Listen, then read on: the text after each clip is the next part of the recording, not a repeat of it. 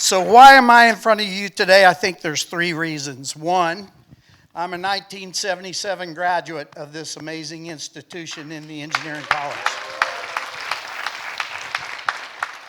Number two, I am also a 1977 commissioned second lieutenant from the Air Force ROTC Det 165 here at Georgia Tech. And third, my boss and my other boss are here. I am also a distinguished professor of the practice at Sam Nunn School, where I started serving right after the day after I retired. That was at the order of Senator Nunn, who all you say to him is, "Yes, sir," and you move out. So those three things, I think, and the connection of them is what we're talking about today. In my words, what I will try to do in a very short moment is to talk to you about the nexus of engineering and social sciences and how ROTC bridges that nexus in many ways to present durable solutions to problems in this world. So I want to start with a tiny bit of history. Many of you have probably forgotten this already, but most people, their experience with ROTC is from high school, because we have lots of junior ROTCs out in our country in high school. And these are really amazing young institutions. The history tells us that it's not a huge number of people that do junior ROTC in high school go on to ROTC in college. Some of them go on to service in our military, but what junior ROTC really does in this country is it builds citizens. Young people learn discipline. They learn how to work in groups and lead in little groups, and they become better citizens as they serve our nation. So that is the junior ROTC. Some of that transfers, in my humble opinion, to the ROTC at our universities. But there is a clear distinction at the ROTC in our universities, and that is here and at other ROTCs around the country, we build leaders. Leaders that go on to lead our nation's sons and daughters in the most dangerous places of the world and in some of the most interesting places of the world. And the skills that they learn here are then transferred to the field where they have to serve. And I would offer that here at Georgia Tech, we build a very particular kind of leader in our ROTC. I was once given an award by Georgia Tech, and when I stood up, the president was clapping, and the first thing out of my mouth is, "Well, I want to tell you, Georgia Tech has been amazing for me, but I really have never used my civil engineering degree." And Dr. Peterson's jaw fell right on the ground, but he got happier very fast. And what I told him was, or the audience was, yes, civil engineering helped me to be a better fighter pilot. The principles of engineering transfer to the way you think about things when you're flying airplanes and in the air. But what Georgia Tech taught me was how to solve a problem. And I have been solving problems all my life, and certainly across 39 years in the military, every day was an opportunity to solve a problem. How to form ideas, collect data, analyze the data, form possible paths ahead, or as we call them in the military, courses of action. Testing those courses of action, making a decision, applying the decision, learning from what goes right or wrong in your result, and then restarting the whole process. This business of solving problems is what we teach here at Georgia Tech. As a sideline also, I would tell you that in our nation today, think back to the middle of the Iraqi wars and the Afghan wars. Everybody in America knew somebody that was in the military, or it touched their family, and they were connected to America's military. In the peace dividend years described after the fall of the wall by the previous speaker, and I was on the Czech border the day the wall came down. I've never seen so many smoky, stinky little cars racing to the west to get out of the east. We had a period where the military was downsizing. It is the smallest it has ever been now. And so America is not connected anymore at the level that we were during the wars to our military. Americans don't understand military people in general. And today's ROTCs, both at the high school level, but certainly at the university level, one of their biggest functions is to keep America's universities connected to the values and the missions of our military. And I think it's doing a really good job here. So now to get to sort of this subject.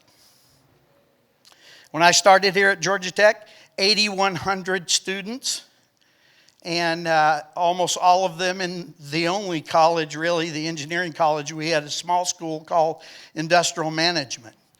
But we were very, very truncated in our approach to education here at Georgia Tech. And I would tell you that back then we were sort of proud of being backwards like that, okay? We didn't need any of that other stuff. Now I got to tell you, having served in this world at the levels I did in the military and on the NSC staff at the White House and other things, it is very clear to me that the engineering approach to the world is a good one, but it is missing something. And that something is what we do here in the Ivan Allen College and what the ROTC does here as a part of the Ivan Allen College. And that is bringing social sciences to solving problems. And I like to say to solve problems with durable solutions. Before I talk much about that, I want to use an example. This is a real-world example. When I was the commander of U.S. Air Forces Europe, I was also the commander of U.S. Air Forces Africa. And we were dealing with moving a team down into northwest central Africa. Think about that, northwest central African region. And we were trying to help a team of engineers go in there and dig a big well because there was a huge problem with clean water and water supply. And so these engineers did all the things that were talked about a few minutes ago. They studied the hydrology and all of the physics of water in that area. And they found the exact right, great place to go dig a magnificent well. And they did that. And as it was being delivered and the water was being delivered, it was also discovered that it was right in the middle of a really bad guy's stronghold. And he weaponized that well to further control the people of that part of Africa. What was missing from the engineer's solution? They built a magnificent well. They built it in exactly the wrong place. And had they had a social scientist, a team of people thinking about the humanity of the problem, they would have come to a more durable solution and put a well in a place where maybe it had an 85% yield compared to the really good one. But it was in a place where governmental organizations were in charge of the ground and the well would not be weaponized against the people of Northwest Africa. And so today here at Georgia Tech, we have the opportunity of opportunities. We have a world-class top 5 engineering school married to a fabulous liberal arts college that is able to bring reality and durability to our solutions. So I think that the lessons that I learned from my experience in the military is that early in a process where in most situations we have engineers solving problems and we have social scientists solving problems, and then in the end game we try to make the two work together, that we would be a whole lot better off if we make the cats and dogs lie down together at the beginning of the process and come to a solution that will benefit us all better. Thanks for listening to me this morning. Go Jackets, to hell with Georgia.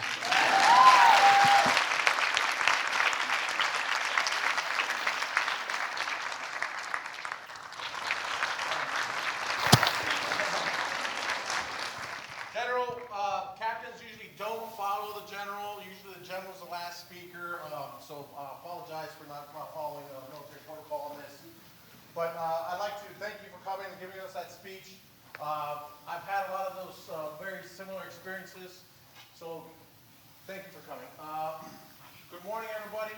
Captain Tony Rodriguez. I've got 30 years of naval service, and then I did 4 years at the Naval Academy before that. So, what? Oh, we're recording, so we need this. Test. Work. Check. Check one. I like doing radio checks. I'm also a pilot. Helo pilot, sir. So, airplane pilot. If you have an airplane sitting on a runway and you get enough air going across those wings, that aircraft is going to start to become alive and is going to start get floating in the air, because that's what wings do.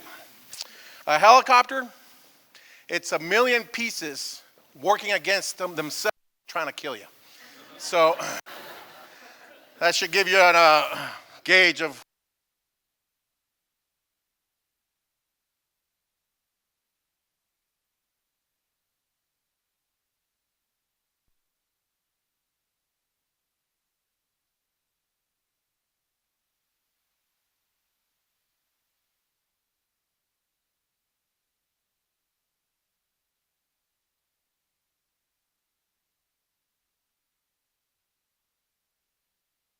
the academies. You get up, put on a uniform. You go and study the professional knowledge rates that you got to study. You look at a current event headlines. You get quizzed by your upperclassmen on what's going on. All the stuff you studied in the morning. You go to class in uniform. You go in after class, you go in PT in uniform. You come back and you get into another uniform to go study in one of the study halls. And you go to bed in uniform. You're going to put on a uniform and you're going to go to bed. This is a bad mic. Yeah. How's this one? Is this better? It's much better. Okay. We don't do that here at ROTC.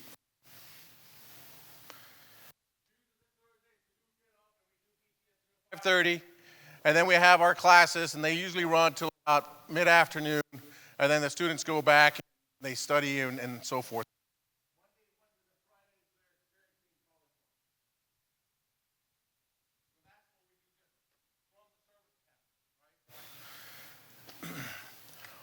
And then, so what else does I from STEM?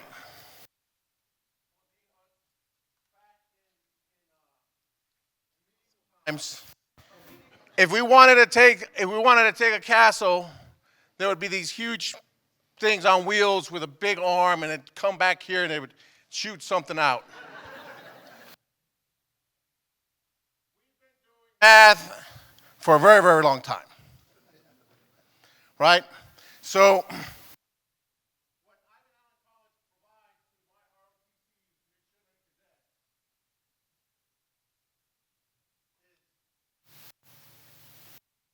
policy. We work for a civilian boss. And you might be thinking, yeah, Commander-in-Chief, right? President. But that's not the only person, right? We got Secretary of Defense, who's civilian. We have Secretary of Navy. And then they have assistant secretaries that are civilian. And all those folks are writing policy, which we have to follow. And we try to inform them on what type of policy should be written.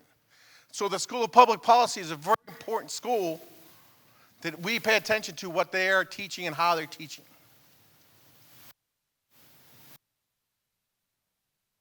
The next school reminds me of when we pulled into Mexico, into Manzanillo, Mexico. We're on this big, great USS Portland, a big ship, and we're pulling into Manzanillo, and the pilot who will safely navigate us into the port, he only speaks Spanish. My last name's Rodriguez. I'm very fluent in Spanish. And I thought I knew Spanish, and I had reviewed some of the terms we might need. But knowing the terms for a tugboat and port and starboard, bow, stern of a ship, in Spanish, who grew up in El Paso, Texas, you know what I mean? So the School of Modern Language, teaching these types of things, and our students being able to do that. And along with that, they also have Project Go, which allows some of our midshipmen and cadets to go study abroad and learn some of these terms, be able to communicate while we're doing these operations. Other things that we're doing, we're starting to, right now, we've also started to, at the past week, all the midshipmen selected what they want to do for service assignment, right? So we've looked at surface warfare officers, we've looked at they want to be pilots, or if they want to, whatever they want to do. But we've seen an increase in some of the intelligence communities and so forth. So that tells us that we're moving away, not necessarily moving away, but we're balancing some of these communities that aren't necessarily based off, theoretically, just STEM. What else do we do as that we see the benefits of Ivan Allen College influencing our midshipmen or cadets? International affairs. We send our midshipmen every summer to some sort of summer training.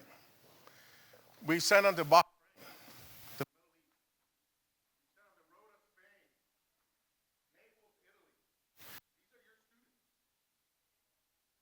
My midshipmen, your students. Going to do these things. We've sent them to the Far East, Japan.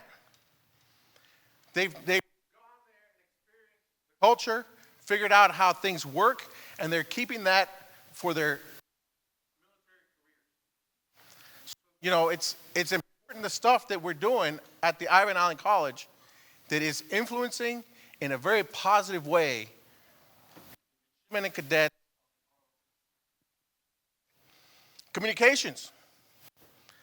If you somebody secure the building, you told that to the Army would come in, they would set up a perimeter.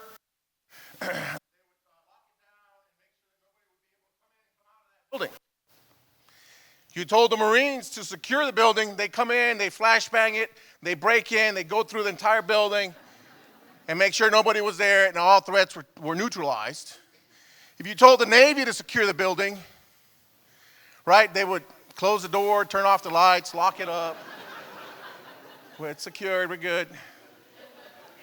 And if you told the Air Force to secure the building, they probably go get a 10-year lease on it with a buy option for 20 years on and so forth, right? So communication. So we are very appreciative because we are the benefactors of all of your schools. So thank you very much.